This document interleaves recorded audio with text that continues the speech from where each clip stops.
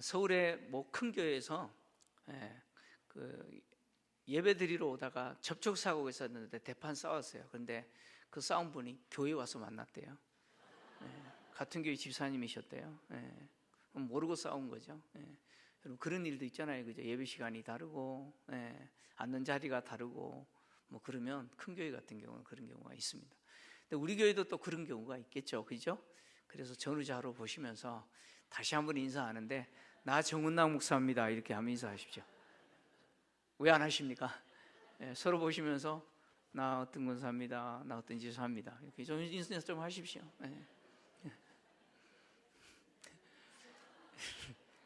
상당히 뻘쭘하고 어색하죠, 그죠? 그만큼 우리가 무관심한 거예요. 여러분, 우리는 예수 가족이잖아요. 김포 제1교회 공동체로서 가족이잖아요. 서로 더 친밀해지시고 더 많이 사귀십시오. 사귐은 이 자리에서도 일어나지만 봉사의 현장에서 또 더 많이 일어납니다. 또 구역에서 많이 일어납니다. 그래서 여러분, 우리 김포 제1교회는 또 모르는 분이 없었으면 좋겠어요. 그래서 또 하나님 기뻐하시는 공동체를 세웠으면 좋겠습니다. 아까 영상에서도 보았던 것처럼 여러분, 교회를 세운다라고 하는 것은 쉽지가 않습니다. 그런데 더 중요한 것은요, 우리가 지금 교회 건물을 지으려고 하는데, 여러분, 건물이 목적이 아닙니다. 오해하지 마십시오. 건물이 목적이 아니라 공동체를 세우려고 하는 거예요. 그 건물이라고 하는 것은 그 공동체가 사용하는 공간이잖아요, 그죠? 공간이 없어서 지금 그런 거잖아요. 그러니까 건강한 공동체를 세우기 위해서 필요한 공간인데, 여러분, 항상 우리 교회가 건강한 공동체가 세워질 수 있도록 여러분 관심과 기도 부탁하시드리고, 건강한 공동체는요, 이렇게 서로 사귀는 거죠. 그래야 건강한 공동체가 될 수가 있습니다. 자, 오늘 또 다루게 될 내용은요, 참 어려운 내용입니다. 요한계시록에서 어떻게 보면 가장 또 해석하기 어려운 본문이라고 볼 수가 있습니다. 저도 머리가 아파요. 얼마나 머리가 아픈지. 그럼에도 불구하고 제가 할 수 있는 만큼 이 내용이 무엇인지 여러분들에게 또 잘 전달해 드리겠습니다. 그만큼 어려운 내용이기 때문에 잘 집중하셔서 들어야 된다는 거예요. 잘 집중하셔서 듣지 않으면 깜빡 졸다가 들으시면 무슨 내용인지 아무 내용도 모릅니다. 자, 어려운 내용이지만 사실 이 내용을 통해서 전달하는 메시지는 분명합니다. 분명해요. 자, 지금 요한이 큰 음녀 바벨론이 받게 될 심판에 대한 환상을 보고 있잖아요. 심판에 대한 환상을 보고 있는데, 근데 요한이 이 큰 음녀가 받게 될 심판에 대한 환상을 보고 있는데, 지금까지 본 내용을 보면서 놀라고 크게 놀랐습니다. 놀라고 크게 놀란 이유가 뭐냐면, 분명히 심판에 대한 내용이라고 천사를 통해서 들었는데, 본 내용은 뭡니까? 이 음녀가 심판은 고사하고 상상할 수 없는 사치와 화려함을 자랑해요. 그리고 심지어 성도의 피와 예수의 증인의 피에 취해 있는 모습을 봅니다. 그러니까 이 음녀가 심판을 받기는커녕 너무 잘 나가는 거거든요. 이런 음녀의 모습, 그리고 하나님과 성도들을 대적하는 이 음녀가 마치 이기는 것처럼 보여지는 이 모습에 요한이 당황하고 놀라는 거죠.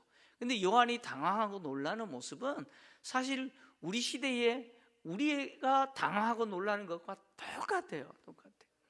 그렇지 않습니까? 지난주에 우리가 잠깐 살폈던 것처럼, 여러분, 세상의 불신자들은요, 진짜 잘 먹고 잘 사는 것처럼 보여요. 예수 믿는 우리는요, 참 이렇게 힘들고 어려운데 예수 안 믿는 사람들은 잘 되는 것처럼 보여요. 그죠? 그리고 우리를 비난하잖아요. 세상에 제일 어리석은 사람이 세상 사람들의 눈에는 누구입니까? 누구예요? 제가 전도하다가요, 참 어떤 말을 들었냐면, 할 짓이 없어서 예수 믿냐고 그래요. 아니, 전도하다가 그런 소리 들어요.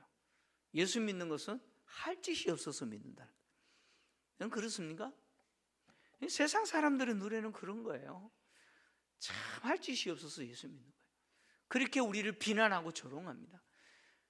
그런 세상을 보면서 우리는 참 당황스럽죠. 당황스럽습니다. 요한이 그렇게 당황하는 거예요. 근데 이런 요한에게 오늘 천사가 그 음녀를 보고 놀라는 요한에게 왜 놀라느냐라고 이야기하죠. 놀랄 이유가 없다는 거예요. 그 이유가 뭐예요? 이제 밝혀주겠다는 거예요. 이 여자가 누군지, 어떤 존재인지, 그리고 이 여자가 타고 있는 이 붉은빛 짐승이 어떤 존재인지, 이 짐승, 특히 7머리와 10뿔을 가진 이 짐승의 비밀이 무엇인지 천사가 해석해 주겠다라고 요한에게 말하고 있죠.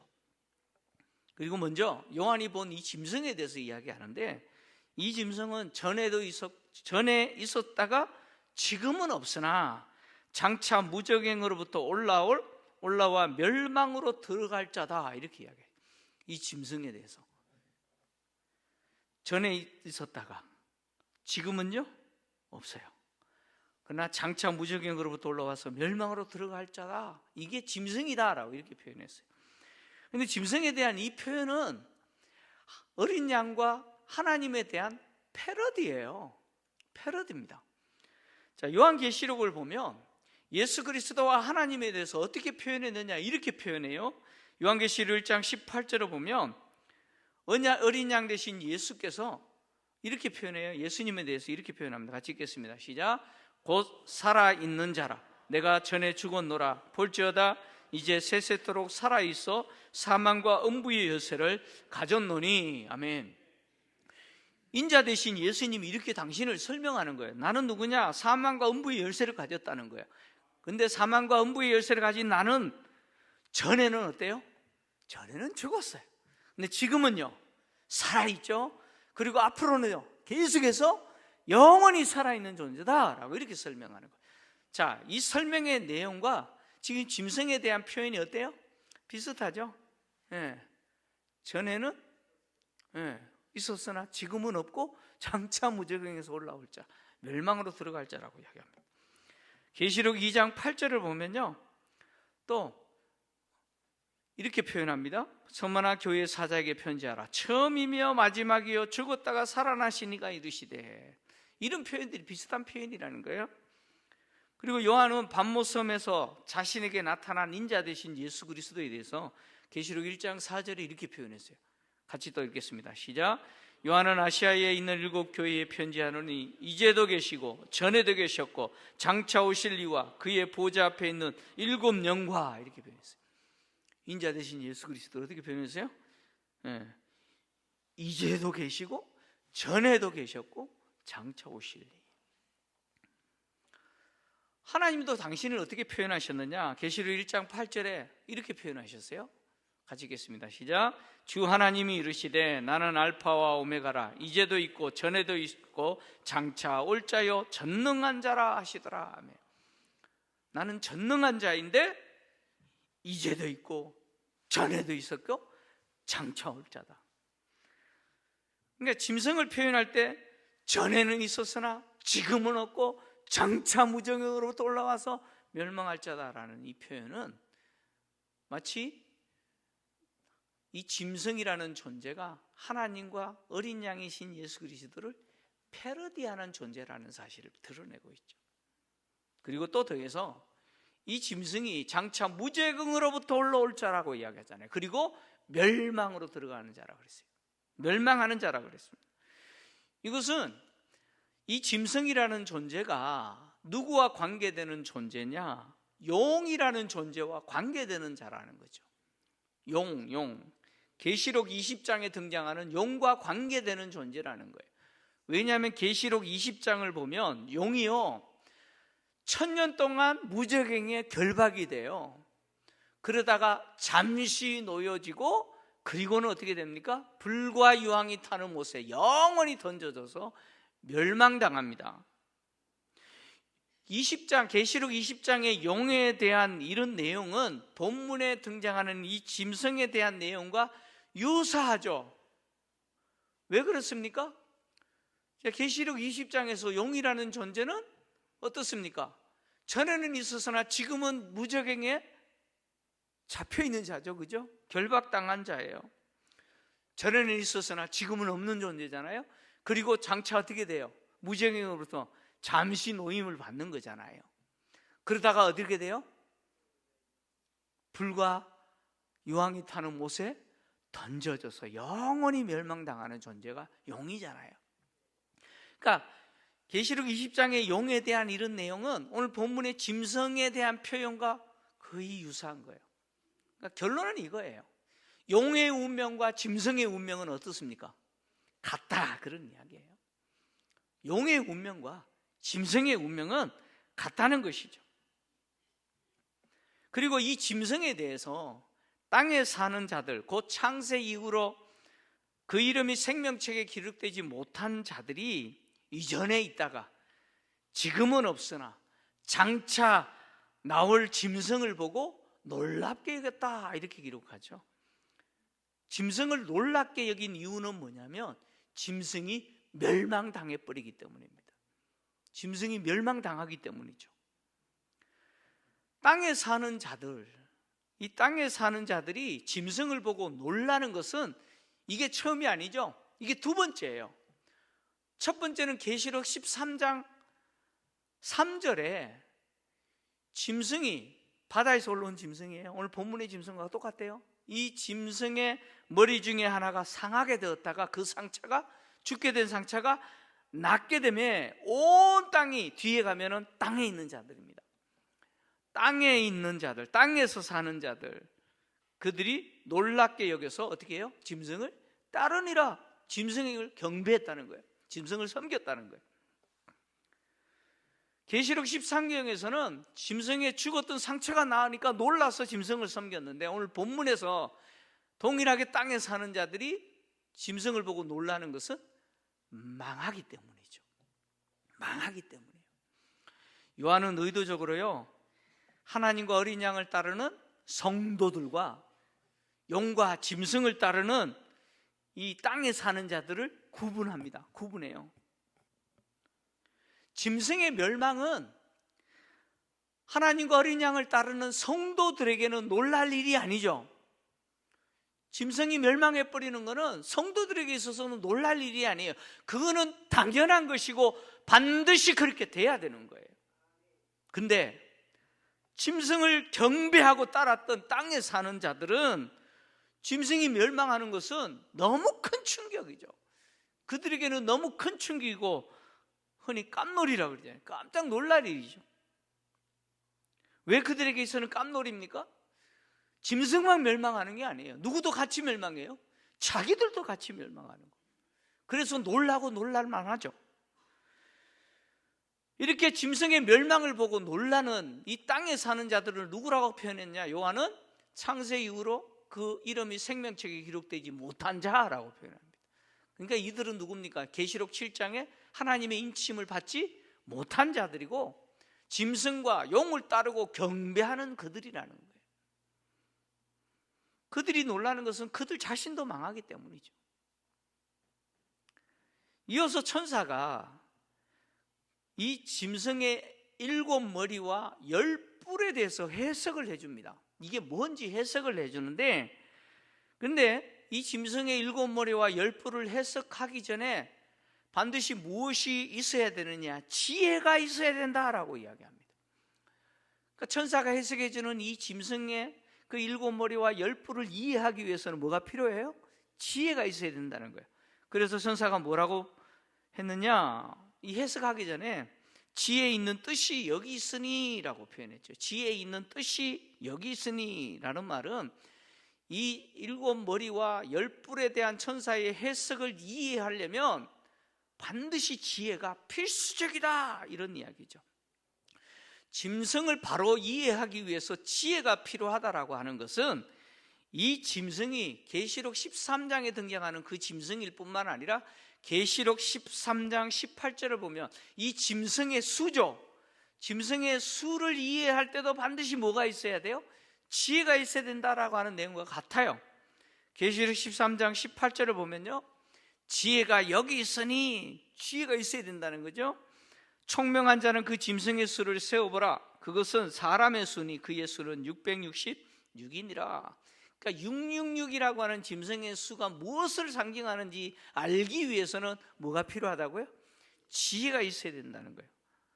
마찬가지로 오늘 본문의 이 짐승을 이해하는 데 있어서, 특히 이 짐승의 7머리와 10뿔이 무엇인지, 이 상징이 무엇인지 이해하기 위해서 동일하게 지혜가 필요하다라고 말한 것은 이 짐승이 계시록 13장에 등장하는 짐승과 똑같은 짐승이기 때문에.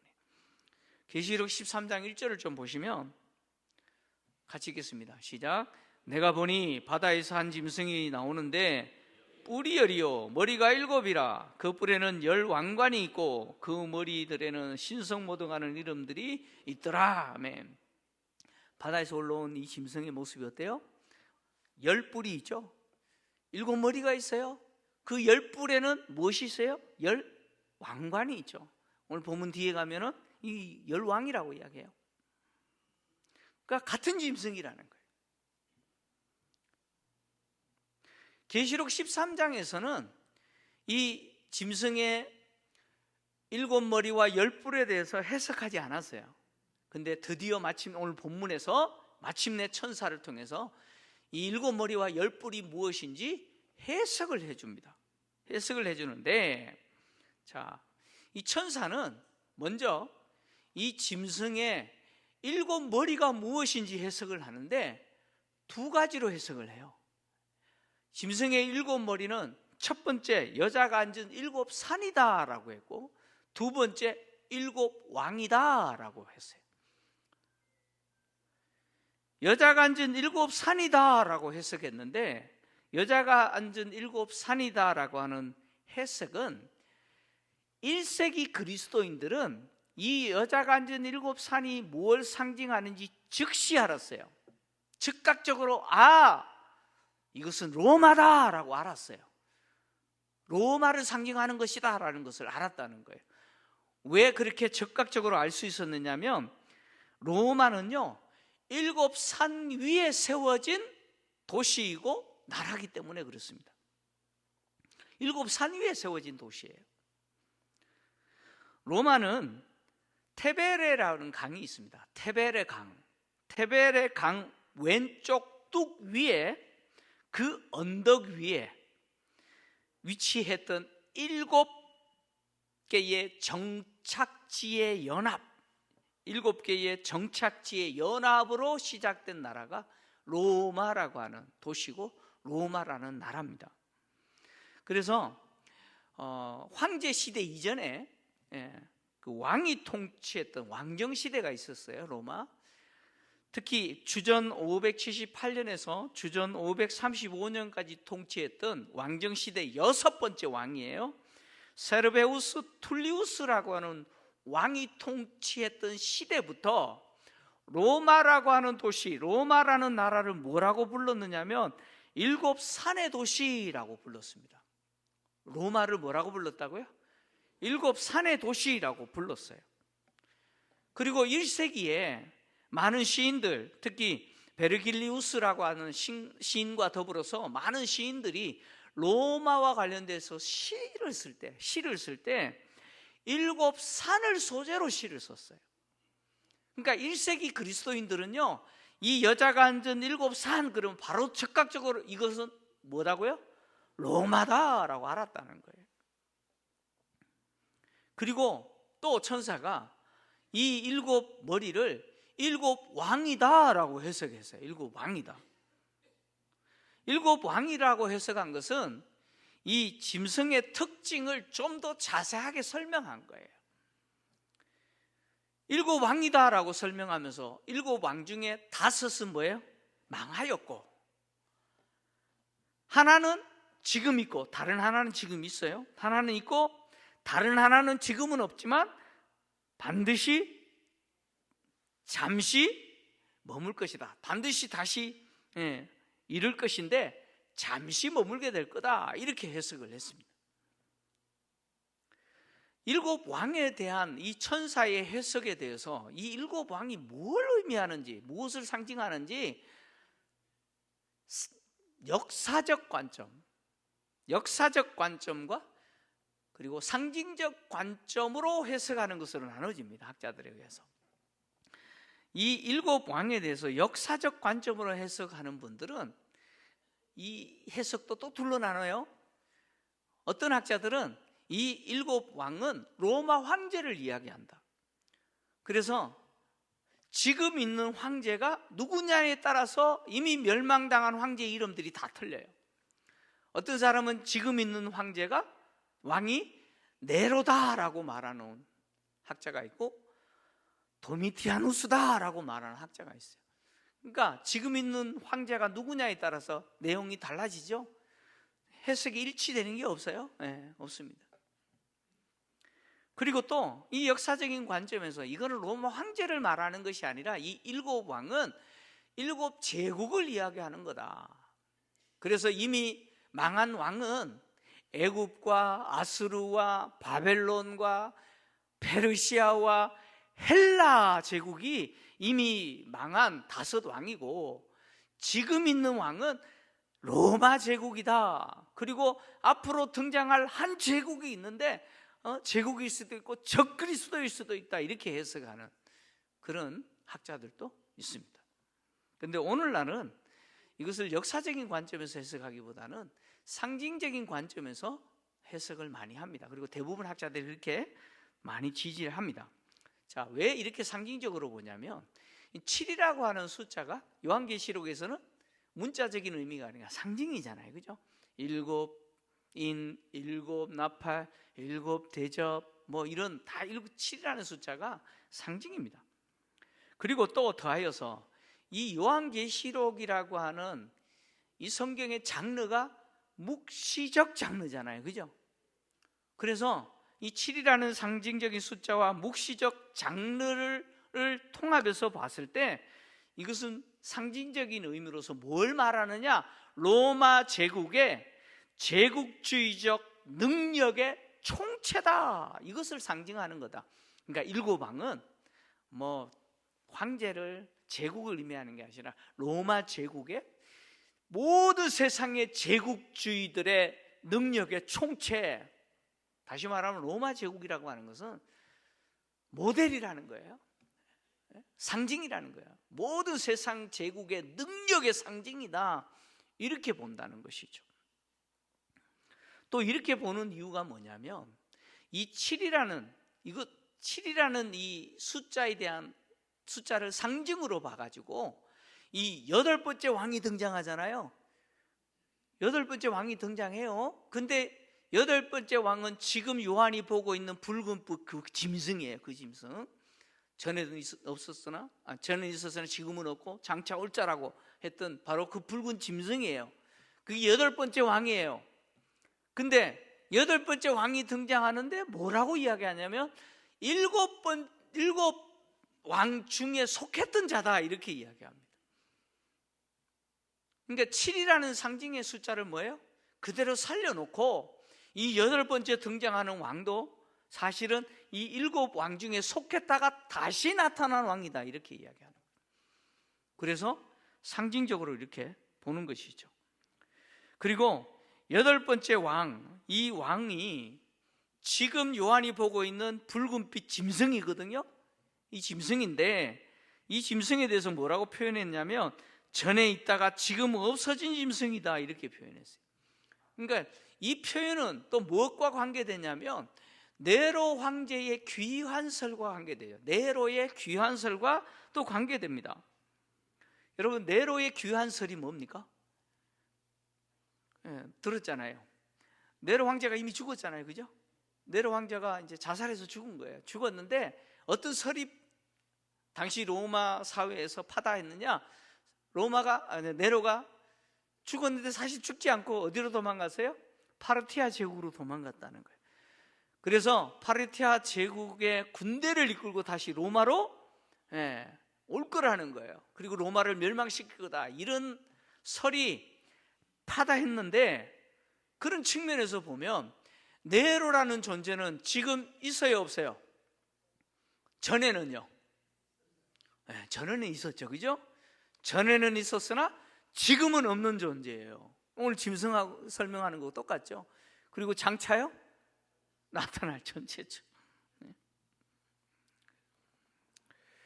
자, 이 여덟 번째 짐승, 여덟 번째 왕이죠. 오늘 등장하는 이 붉은빛 짐승에 대한 이야기인데, 이 여덟 번째 왕에 대해 설명하면서 지금 네로의 귀한 설과 관계에서 전에는 있었으나 지금은 없는 존재라고 이렇게 표현하는 것은, 사실 이 짐승의 성격이, 그리고 짐승의 운명이 누구와 같으냐면 네로와 같기 때문이에요. 특히 짐승이 하나님의 백성들, 성도들에 대해서 갖고 있는 그 폭력성, 잔인한 폭력성은 누구와 똑같아요? 네로와 똑같아요. 그래서 이런 배경에서 지금 이런 설명을 하고 있다고 볼 수가 있습니다.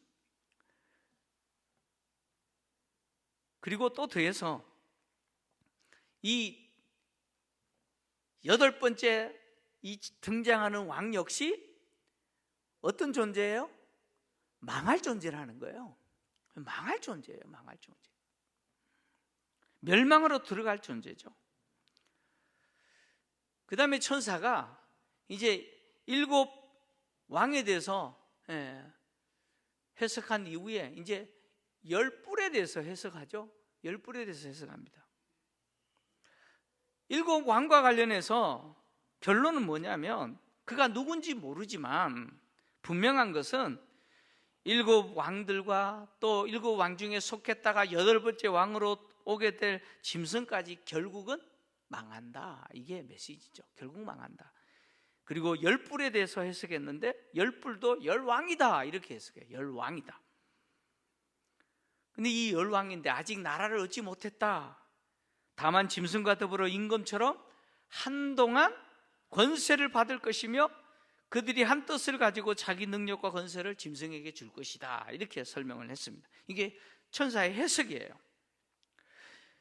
이 열 뿔에 대한 내용은 다니엘서 7장을 배경으로 합니다. 다니엘서 7장을 보면요, 바다에서 네 짐승이 올라와요. 무시무시한 네 짐승이 올라오는데, 그 짐승 중에 네 번째 짐승에 보니까 열 뿔이 있어요. 그 열 뿔 중에 작은 뿔은 바로 헬라 제국의 안티오코스 에피파네스 4세라고 이야기를 했습니다. 근데 오늘 본문에서 이 열 뿔은요, 다니엘서 7장을 배경으로 하지만 로마 황제라고 해석하면 안 됩니다. 로마 황제가 아니에요. 왜 황제가 아닙니까? 이들은 아직 나라를 얻지 못했기 때문이죠. 그래서 학자들은 이 열 뿔이 말하는 왕들은 누구냐? 두 가지 정도로 해석을 합니다. 첫째는 로마 황제로부터 통치권을 부여받은 분봉왕들이 있어요. 헤롯과 같은 분봉왕들과 총독들이다 이렇게 해석하는 경우가 있고, 또 하나의 경우는 네로 귀환설과 관계하여서 이들은 누구냐? 네로가 파르티아 제국으로 도피하여 파르티아 제국을 장악하여 통치하게 된다는 거예요. 그래서 네로로부터 권세를 받은 바로 파르티아 제국의 봉신 왕들과 통치자들이다 이렇게 해석하는 경우도 있습니다. 왜 이렇게 해석하느냐면, 그 이유가 네로의 귀환설이 우리가 알다시피 로마의 입장에서 봤을 때 그 귀환설에 근거하면 네로는 전에는 있었으나 지금은 없고 다시 올 자죠. 그죠? 다시 오는데 이 짐승을 무적행에서 올라온다 그랬잖아요. 그죠? 로마의 입장에서 로마라고 하는 제국을 멸망시키기 위해서 네로가 다시 올 건데 어디로 와요? 어디서 와요? 파르티아 제국에서 오는 거예요. 그러면 파르티아 제국이라고 하는 것은 결국 로마 제국에 있어서는 무엇입니까? 무적행이죠. 무적행이죠. 그런 관점에서 이렇게 해석을 하기도 합니다. 분명한 것은요, 이 일곱 왕이 누군지, 이 열 뿔이 말하는 그 열 왕이 누군지 몰라요. 특히 이 열 왕이 누군지 잘 모르겠지만, 이렇게 해석할 수도 있고 저렇게 할 수도 있지만 분명한 건 한 가지가 있어요. 이 열 왕이 짐승과 더불어 권세를 받는데 한동안의 권세를 받았어요. 한동안이라고 하는 이 표현을 문자 그대로 번역하면 한 시간입니다. 한 시간. 1시간 동안의 권세를 받는다는 거예요. 그래서 그들이 임금처럼 받게 되는 그 권세는요, 길지 않아요. 불과 얼마예요? 1시간이에요. 1시간. 반짝 다 끝나는 거예요. 그러니까 너무나 제한적인 시간 동안 뭐예요? 그 권세를 가지고 부리는 거죠. 앞에 등장했던 짐승이 뭐예요? 반드시 이루겠으나 잠시 동안 머물죠. 그죠? 똑같은 시간이죠. 그러니까 이 7 왕이든 10뿔이 말이는 10뿔이 상징하는 10왕이든 간에 결국은 뭡니까? 그들의 권세와 능력은 잠깐이라는 거예요. 그리고 그들은 곧 멸망합니다. 왜 멸망해요? 짐승이 멸망하기 때문에. 이 10왕들도 곧 멸망해요. 왜요? 바로 짐승이 멸망당하기 때문에 그렇습니다. 그러니까 이런 권세들은요, 순식간에 사라진다는 거예요. 지금 천사가 요한에게 해석하고 있는 이 내용이 참 어렵기는 하지만 핵심이 있어요. 핵심이 뭐냐? 주님 오실 때까지 세상은, 이 짐승이라고 하는 속성을 가진 이 세상은 하나님과 하나님의 백성들을 대적할 것이라는 거예요. 그러나 곧 망한다는 거예요. 곧 망한다는 거예요. 머리가, 7 머리가 상징하는 7 왕들이 5은 이미 망했고 지금 하나는 있지만 다른 하나가 아직 이르지 않았지만 반드시 이르지만 잠시 동안 이룰 것이고 망해버리잖아요. 그리고 이런 표현을 통해서 뭘 알 수 있느냐면 주님 오실 때까지 세상은요, 하나님과 하나님의 백성들을 대적하는 존재들이 세상에는 계속해서 반복해서 일어날 거라는 거예요. 반복해서 일어납니다. 그리고 또 사라진다는 거예요. 그 사라지는 이유가 뭐예요? 하나님의 심판이라는 거죠. 8째 왕이 비록 등장했으나 그 왕 역시 뭐예요? 사실 7 왕 중에 속했던 왕이었어요. 다시 등장하는 거죠. 그리고 멸망당해요. 또 등장하고 멸망하고 또 등장하고 멸망하고. 세상은 그런 곳이라는 거예요. 세상은 항상 하나님을 대적하고 하나님의 백성들을 박해하는 이 짐승의 속성을 가진 곳이 세상이라는 것이죠. 이런 짐승의 속성을 가진 세상은요, 주님 오실 때까지 하나님을 대적하고 성도들을 박해하는 그 일이 더 심했으면 심했지 덜하지는 않다라는 것이죠. 주님 오실 때까지. 우리가 살고 있는 이 나라, 이 대한민국이라는 나라를 위해서 기도할 때 지도자들을 위해 기도하고 통치자들을 위해서 기도하면서 우리가 어떻게 기도해요? 하나님을 두려워하고 하나님을 경외하고 하나님이 정하신 질서를 무너뜨리지 않고 하나님의 공의와 정의가 시행되도록 통치하게 해주세요, 이렇게 기도하잖아요.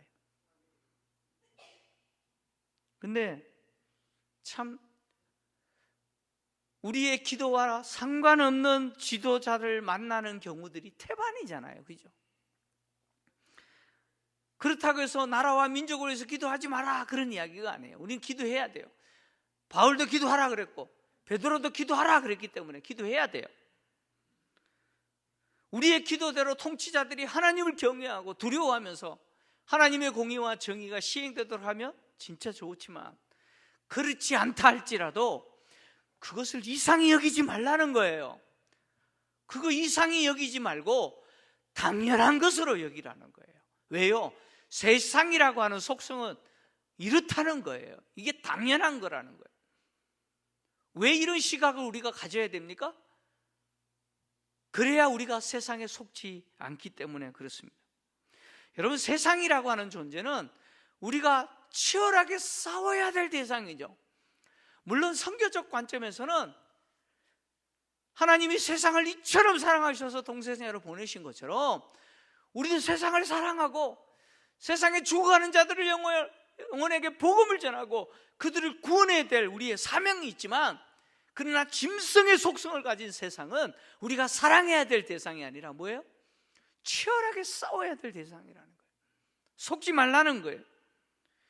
짐승의 정체가 무엇인지 분명히 아는 지혜가 있어야 된다는 거예요. 그래서 짐승을 정확하게 아는 지식이 있을 때, 그 지혜가 있을 때 짐승과의 전쟁에서 우리는 이길 수가 있는 것이죠. 그래서 우리가 하는 이런 표현들 듣잖아요. 적을 알고 나를 알면 백전백승이다 라는 말이 있잖아요.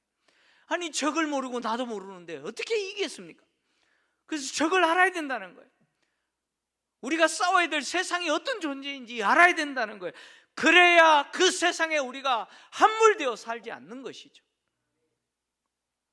바울은 우리가 싸워야 될 대상이 혈과 육의 대함이 아니라고 이야기합니다. 우리의 싸움은요, 통치자들과 권세자들과 이 어둠의 세상 주관자들과 하늘에 있는 악의 영들이라고 표현했죠. 짐승의 속성을 가진 존재들이에요. 그래서 우리가 이 싸움에서 지지 않기 위해서 어떻게 해야 돼요? 더 하나님의 진리의 말씀을 사랑해야 되고, 그리고 깨어 영적으로 기도해야 되고, 그리고 성령으로 충만해야 되는 것이죠. 깨어 있어야 돼요. 그렇지 않으면 어떻게 됩니까? 우리 패할 수밖에 없는 것이죠. 그래서 바울이 세월을 아껴라, 때가 악하니라, 지혜 없는 자가 되지 말고 지혜 있는 자가 되라 라고 선언한 것이죠. 여러분, 우리는 이 지혜가 있어야 되는 거예요. 여러분, 위조 지폐 간별사가 어떻게 훈련하는지 아세요? 위조 지폐 간별사가 훈련하는 방식이 있어요. 위조 지폐 간별사는요, 여러 종류의 위조 지폐를 절대 보지 않습니다. 그거 안 봐요. 6개월 동안 뭐만 하느냐? 출근해서 퇴근할 때까지 진짜만 봐요. 진짜만 쳐다봐요. 여러분 한번 생각해 보십시오. 아침에 9시에 출근해가지고 저녁에 5시까지 퇴근할 때까지 밥 먹는 시간 빼고 다 뭐만 봐요? 네, 진짜 달러만 봐요. 여러분 한번 해보세요. 한 달만 해보세요.